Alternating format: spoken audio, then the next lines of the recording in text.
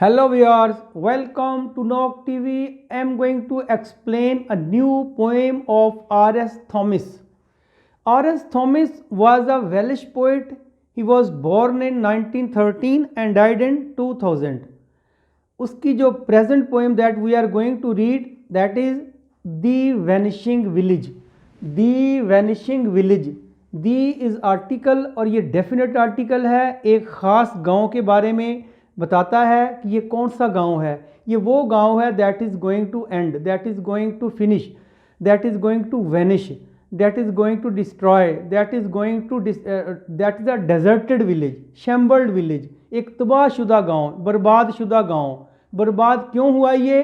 इसके जो रेजिडेंट हैं they have transfer, they have shifted from villages to cities. वो गाँव से शहरों में शिफ्ट हो गए हैं और गांव खाली हो गए हैं। अब वो कह रहा है कि ये गांव में कोई नहीं रहता और गांव पे जो है ये एक उजाड़ है, एक जो है इसी को उसने वैनिशिंग कहा है, एक डेजर्टेड है, उजड़ा हुआ गांव है, इसी चीज़ को उसने कहा है वैनिशिंग विलेज, ख़त्म होता हुआ गांव। इंग लगाया है, इट मीन कंटिन्यूटी है, हो रहा है, पहले भी हो रहा था, अब मज़ीद होता जा रहा है। तो आइए देखते हैं इस पोइम में क्या है। स्केर्सली अ स्ट्रीट, कहता है एक उसके अंदर गली है। स्ट्रीट कहते हैं ए स्ट्रीट, एक गली है। स्केर्सली कहते हैं हार्डली, वो मुश्किल, बड़ी मुश्किल से एक गली रह गई उसकी। एक नंबर दो, टू फ्यू हाउसेज हैं। देखिए फ्यू जब लगाते हैं ना, फ्यू अगर ए फ्यू आएगा इसका मतलब होता है चंद, अकेला फ्यू आएगा ये नेगेटिव मतलब देता है, और साथ टू जो है वो भी नेगेटिव के लिए ही आता है। तो टू और फ्यू दोनों ही नेगेटिव को शो करते हैं। और साथ क्या दिया है? फ्यू हाउसेज, चंद हाउस हैं। चंद से मुराद है कि हज़ारों में से कोई एक दो होंगे, बड़ा जो गांव था उसके दो चार घर रह गए, इतने ही होंगे, क्योंकि टू फ्यू लगा दिया। टू हमेशा नेगेटिव मीनिंग देता है। जिस तरह हम कहते हैं ना कि वो इतना कमज़ोर है कि चल नहीं सकता, he is too weak to walk, तो यहाँ टू वीक उसकी कमज़ोरी को साबित करता है। वो डेड नहीं है वो वीक, चल सकता है लेकिन बहुत थोड़ा। यही चीज़ यहाँ कर रही है।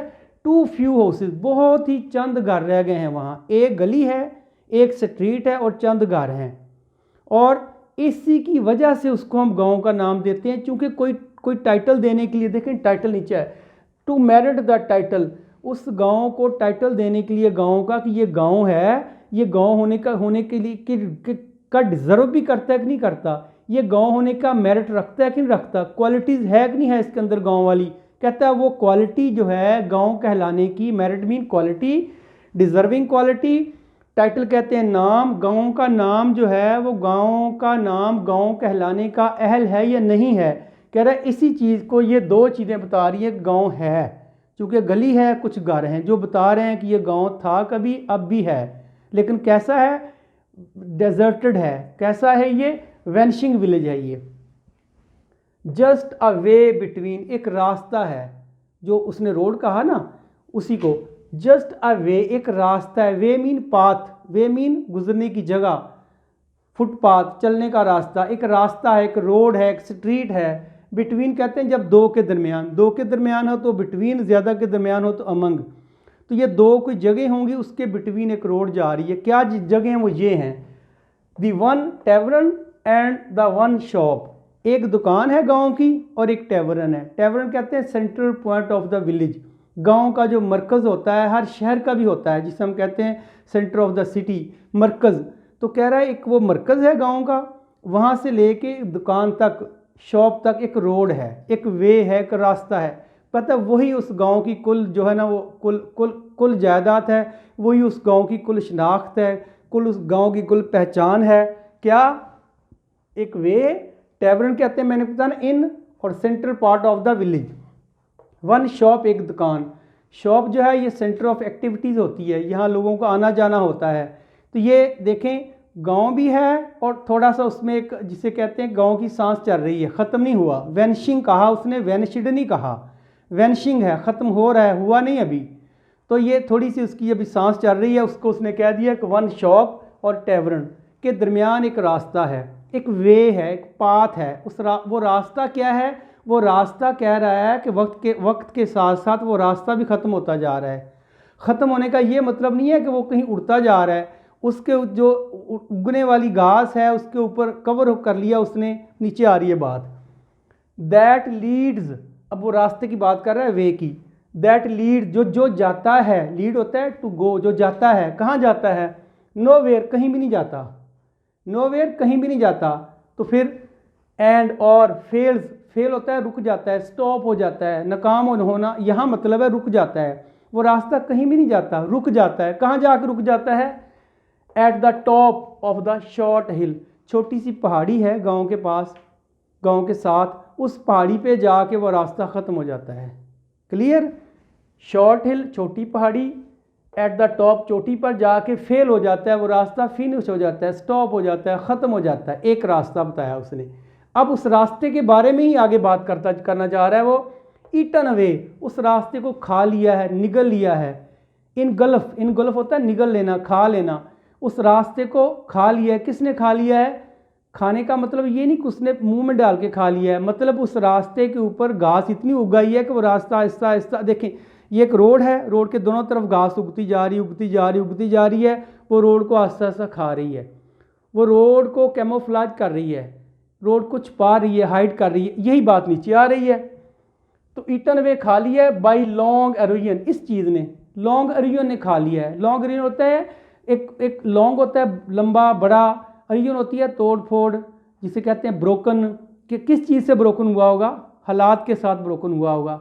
और इसके साथ फ्लड भी आ सकते हैं, पानी भी हो सकता है, बारिशें भी हो सकती हैं, घास फूस भी उग सकता है, हर्ब एंड शर्ब भी उग सकती हैं। इन सारी चीज़ों ने उस रास्ते को खा लिया है, यानी अपनी लपेट में ले लिया है। दूसरे लफ्ज़ों में आप ये समझें, ऑफ द ग्रीन टाइड्स, ये बात आ गई, क्लियर कर दी उसने। ग्रीन टाइड्स, टाइड कहते हैं स्टॉर्म को, स्टॉर्म इन द सी, समंदर में जो तूफान उठता है। टाइड कहते हैं लहरों को, टाइड कहते हैं वेव्स को, टाइड कहते हैं करंट को। और जो वेव्स अगर ज़्यादा हो जाए तो उसको हम स्टॉर्म का नाम दे देते हैं, पानी का तूफान, समुद्री तूफान। लेकिन यहाँ ग्रीन उसने कहा है, ग्रीन तूफान, ग्रीन से मुराद यहाँ है ग्रीन सब्ज़ा, ग्रास की बात कर रहा है। आगे आ भी रहा है वो देखें, ऑफ ग्रास, क्रीपिंग, क्रीप होता है रिंग रिंग के चलना, और क्रीप बेल को भी कहते हैं, जैसा वाटरमेलन की बेल है, मेलन की बेल है, या ग्रेप्स की बेल होती, चूँकि बेल, the bels have, the creeps have no trunks, इनका तना नहीं होता। They needed a trunk to support to go up, इनको ऊपर जाने के लिए किसी सपोर्ट की ज़रूरत होती है। आपने देखा होगा जो बेलें होती हैं वो दरख्तों पे चढ़ाई जाती हैं, या उनके साथ स्टिक्स खड़ी की जाती है, उसके ऊपर चढ़ाई जाती हैं। तो ये क्रीप, ये रींग रींग के चलती हैं ज़मीन के ऊपर, उसी को उसने कहा है क्रीपिंग। वो रींग रींग के चल रही है घास, क्योंकि घास का भी स्टेम नहीं होता, घास का भी जो ट्रंक नहीं होता, तना नहीं होता, तो वो रींग रींग के चल रही है। प्रेपरेचुअली, प्रेपरेचुअली होता है मुसलसल, कंटिन्यूसली, रेगुलरली, वो मुसलसल घास उगती जा रही, उगती जा रही, क्योंकि काटने वाला कोई नहीं है, खाने के लिए वहाँ कैटल नहीं है, एनिमल कोई नहीं है, और वो घास उगती जा रही, उगती जा रही है। प्रेपरेचुअल होता है मुसलसल, और नियरर, नियरर, एक दूसरे के नज़दीक आती जा रही है। मतलब कि एक रोड है, उस, ये रोड है फॉर एग्जांपल, रोड के इधर से भी ग्रास आ रही, इधर से भी ग्रास आ रही है। नियरर, नियरर, नियरर का मतलब है कि आहिस्ता आहिस्ता उस रोड को वो कैमोफ्लेज कर रही है, उस रोड को वो खा रही है, हाइड कर रही, छुपा रही है। तो फिर देखें दोबारा, इस बड़े कटाव ने या इस बड़े घास के तूफान ने क्या किया है? रींग रींग के नियर नियर आती जा रही है, और उसका क्या हुआ? और वो सड़क के करीब आती जा रही है, सड़क को खा रही है। इसी चीज़ को उसने कहा ईटन अवे, इस चीज़ ने ईटन अवे किया है ग्रास ने। This last outpost of time past, ये है। अब कहता है दिस लास्ट आउटपोस्ट, आउटपोस्ट कहते हैं, पोस्ट कहते हैं चेक पोस्ट वगैरह, कोई अड्डा, कोई स्टॉप। यहाँ मुराद है गांव की एंट्री और वापस जाना, एग्जिट। जो गांव का रास्ता है, उस रास्ते पे जो पोस्ट थी, जहाँ से लोग आते थे, लोग जाते थे, उस रास्ते पे भी वो रास्ता भी बंद हो चुका है, आउटपोस्ट। और कहता है ऑफ दैट टाइम पास्ट, गुजरे वक्त का, जहाँ से कभी लोग गुजरते थे, जहाँ से कभी लोग इस गांव में एंटर होते थे, जहाँ से कभी लोग इस गांव से बाहर जाते आते, मेहमान आते आते जाते थे। कह रहा है ये अब आउटपोस्ट जो था ना, कह रहा है ये भी अब लास्ट आखिरी आउटपोस्ट जो ना वही रह गई है बस वहाँ, और उसी तक ना वो भी ख़त्म होती जा रही है। क्लियर? सो लिटल हैपन्स, हैपन कहते हैं इवेंट्स को। देखें जब गाँव ही नहीं होगा तो इवेंट्स कैसे होंगे? इवेंट्स क्या हो सकते हैं? खुशी गमी के हो सकते हैं, मैरिज हो सकती है, कोई डेथ हो सकती है, और कोई जो है अगर गांव आबाद हैं तो वहाँ कोई स्नेक चार्मर भी आ सकता है, सांप दिखाने वाला भी आता है, मोंकी नचाने वाला भी आ सकता है, कोई जैगलोर भी आ सकता है, कोई वहाँ मैजिशियन भी आ सकता है। जो एक्टिविटी गाँव की होती हैं, खुशी गमियाँ जो उनके त्यौहार होते हैं, कहता है उसको उसने कहा है सो लिटल हैपन। लिटल भी नेगेटिव मीनिंग देता है चूँकि अकेला लिटल आया है ना, लिटल लेस लीस्ट ये एडजेक्टिव है, और सो लगा के उसको और उसने मिनिमाइज कर दिया है। कहते हैं वाक़यात या गाँव के अंदर के इवेंट्स नहीं होते, अब ख़त्म हो गए हैं। और आगे देखें द ब्लैक डॉग। अच्छा, पहले था गांव में है क्या, एक रोड थी, उसको घास ने घेर लिया था, एक थोड़े से गांव थे और एक उसने कहा स्ट्रीट थी उसकी। अब कह रहा है एक डॉग है क्रैकिंग हिज फ्लीज। फ्ली कहते हैं, flea is type of mosquito, यूँ कह लें कि एक फ्ली इज़ अ पैरासाइट, जिसे कहते हैं ना कि सक ब्लड, जो ब्लड चूसता है डॉग का। डॉग के ऊपर जो ब्लड चूसने वाला इंसेक्ट होता है, small insect that is called flea. जिस तरह इंसान के अंदर जुएँ होती हैं, लाइस और जुएँ होती हैं, वो खून चूसती हैं, डॉग के ऊपर भी फ्ली होते हैं और वो डॉग का खून चूस के अपना गुजारा करते हैं। वो कह रहा है कि जो फ्ली यहाँ है मुराद है क्रैक हिज फ्ली, डॉग जो है काला डॉग, देखिए काला डॉग कहा उसने, ये फिर जो है ना ईवल की निशानी है, ये फिर एक तबाही की निशानी है, चूँकि ब्लैक जब भी आएगा नेगेटिव मीनिंग ही देगा। लिटरेचर में ब्लैक नेगेटिव मीनिंग ही देता है, यहाँ भी ऐसा ही है। ब्लैक डॉग उसने कहा है it mean the village is going to shamble, the village is going to vanish, वो तबाह होता जा रहा है। और ब्लैक डॉग जो है वो अपनी बैठा जुएँ मार रहा है, अपने पिस्सू मार रहा है, अपने जो उसके ऊपर जो इंसेक्ट है वो मार रहा है बैठा हुआ। क्रैक करना होता है तोड़ना फोड़ना मारना, उनको वो मार रहा है, खा रहा है, कुछ भी उनको उड़ा रहा है, तो उनके साथ उनको फेस कर रहा है। वो डॉग की बात कर रहा है, क्योंकि डॉग जो है ये गाँव की एक बेहतरीन निशानी होती है। गाँव में हुक्का हो गया, डॉग हो गए, गाँव के एनिमल हो गए, गाँव की क्रॉप्स होगी, फसलें होगी, these are some symbols of the village. फिर उसने कहा है क्रैकिंग द फ्ली। फ्ली का एक और मतलब भी होता है, फ्ली मार्केट किसे कहते हैं, फ्ली मार्केट कहते हैं लंडे बाज़ार को। तो यहाँ लेकिन यहाँ मुराद है the small insect that suck the blood of the dog, जो ब्लड का खून चूसती हैं उसके ऊपर होती हैं, जस्ट लाइक लाइस, जुओं की तरह।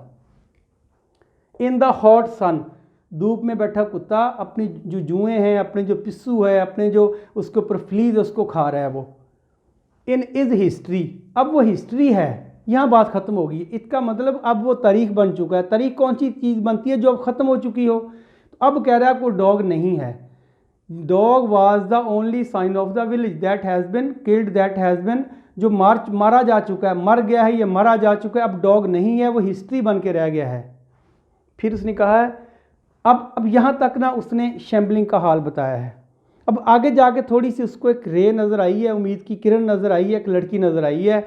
और आपने पढ़ा होगा, आपने जब पढ़ा था नाइट मेल, उसमें भी एक गर्ल थी कि जो एक दरवाजे से दूसरे दरवाजे जाती थी ना। गर्ल जब भी आती है रीबर्थ को शो करती है, एक नई ज़िंदगी को शो करती है, एक उम्मीद की किरण होती है। ऐसा ही यहाँ है, इस उजड़े गांव में भी उसने कहा है कि अभी दिया जल रहा है, अभी एक लाइट है बाकी। वो क्या है ये देखें, येट द गर्ल, फिर भी एक लड़की, गर्ल के साथ दी लगाया है डेफिनेट आर्टिकल, फिर भी कहता है वो लड़की है। क्या लड़की करती है, हु क्रॉसिज, जो जाती है, क्रॉस करना, इधर से उधर जाना, उधर से इधर जाना।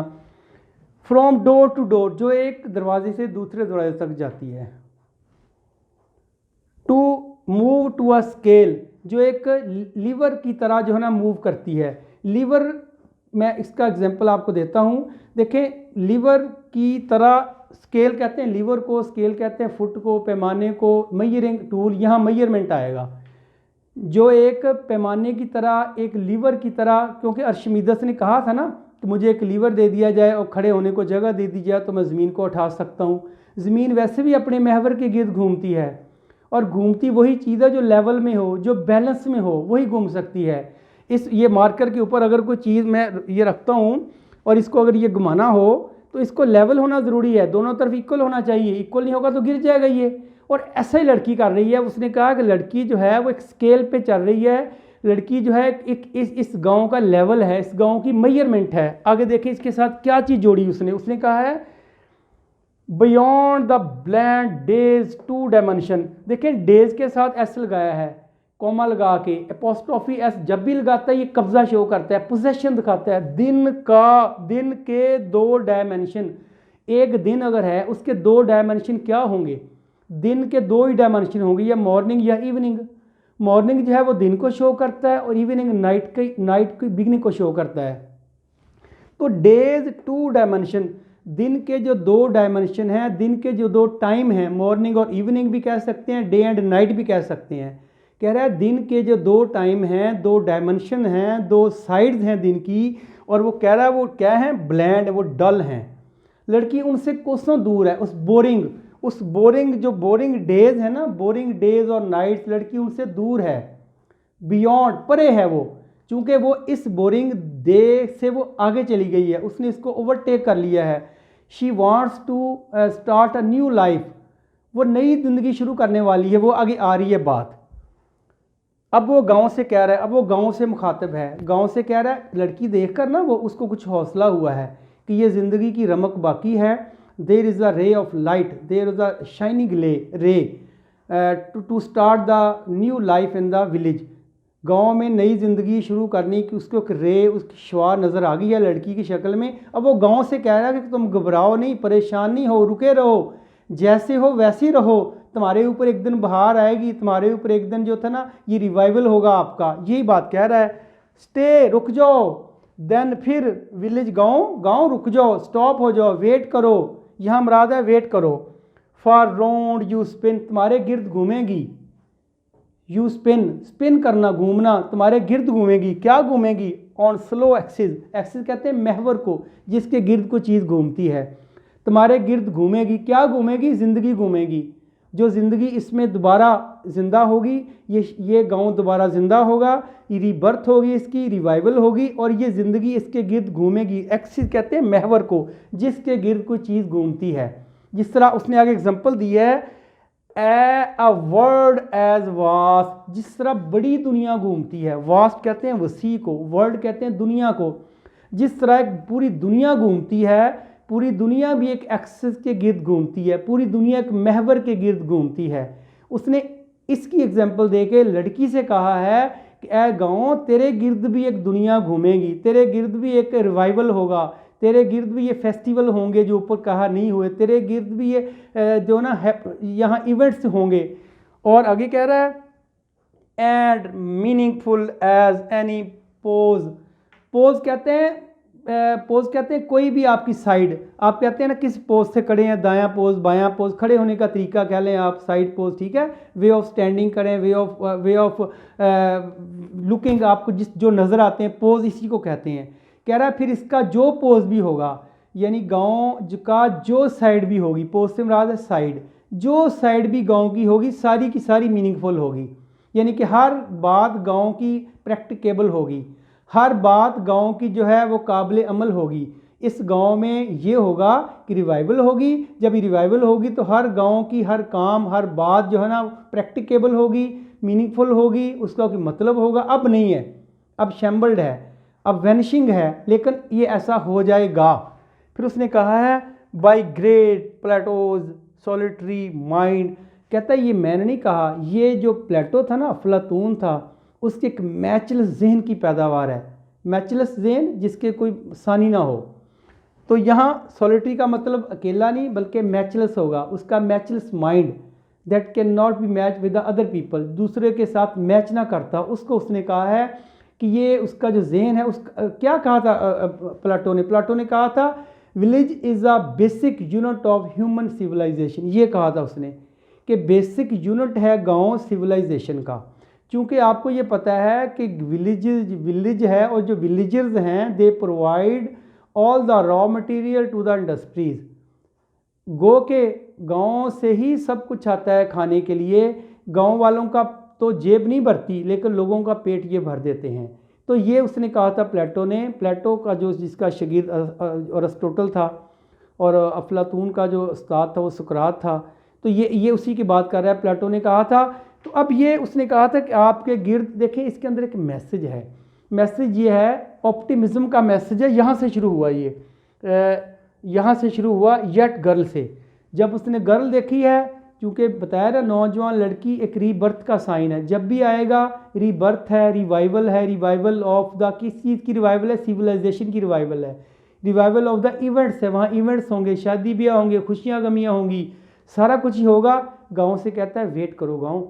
अब इसका थीम क्या होगा, थीम इसका यही है कि let us move toward the theme, the unchecked migration toward cities. कहते हैं गाँव की जो आबादी शहरों की तरफ जा रही है और वो फ्रीक्वेंटली जा रही है, अनचेक्ड जा रही है, बड़ी ज़ोर शोर से जा रही है, is making village dead place. वो गांव को एक डेड प्लेस बना रहे हैं।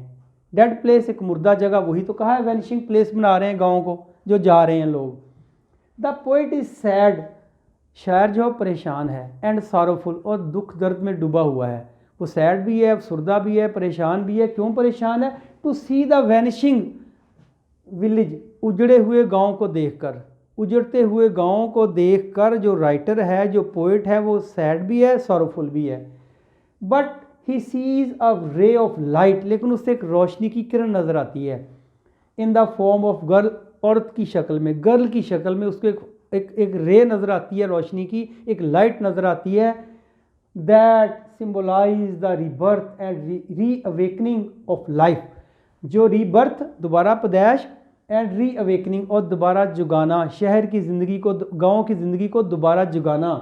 लाइफ इन द शैम्बलिंग विलेज, उस उजड़े गांव की ज़िंदगी में दोबारा जो था ना रूह फूंकने के लिए उसको एक रे नज़र आई है, in the shape of girl, in the form of girl, औरत की शक्ल में, लड़की की शक्ल में उसको फॉर्म नज़र आई है।